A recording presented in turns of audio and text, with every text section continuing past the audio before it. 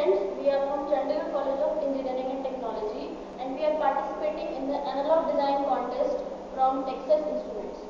So here I introduce you the team members, myself Raminder, this is Sameer, Himanshu, Hitesh and Manish. So starting with the aim of experiment. The aim of our experiment was to simulate and implement with hardware a circuit containing a CIMIT trigger and an integrator.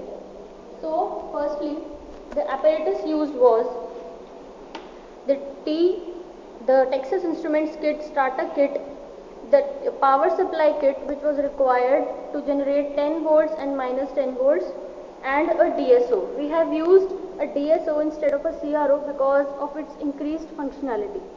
Now, hereby I show you firstly the output of integrator, that is a triangular wave. Here we see the peak to peak voltage is 10.2 volts and the frequency is 1.069. Now I'll show you the output of the CIMIT trigger, that is a square wave.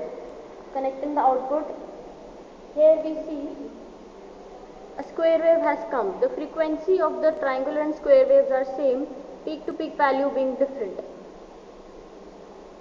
The problems faced during this experiment were to generate a power supply having plus 10 and minus 10 volts. Thanks to our college faculty, the labs have provided us a ready-made kit for the same, and also as I earlier told you, we have used a DSO. Next problem we faced was to give power supply to the multiplier. Now multiplier requires a variable voltage input at its input 2 terminal. For this we have used the potentiometers used in the kit with a maximum voltage plus 10 volts. Now the new things learned from this experiment were that we have our own function generator with two different waves, that is a square wave and a triangular wave. And the frequency of these can be changed with the help of a multiplier. The peak to peak voltage can also be changed by changing the components used in the circuit. Now we will do the experiment, the next part of the experiment, including the multiplier.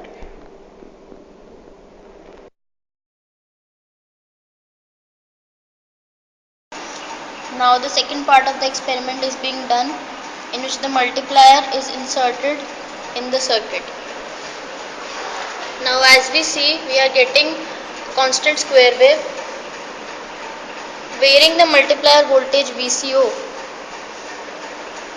we observe that frequency of the square wave is changed.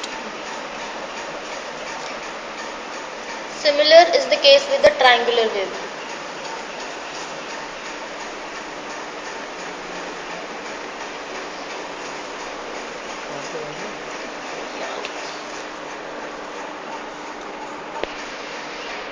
With triangular wave also, by changing the VCO, that is the control voltage, we see that the frequency and time period again change. We can observe that amplitude of the tube waves has not changed with the change in the VCO.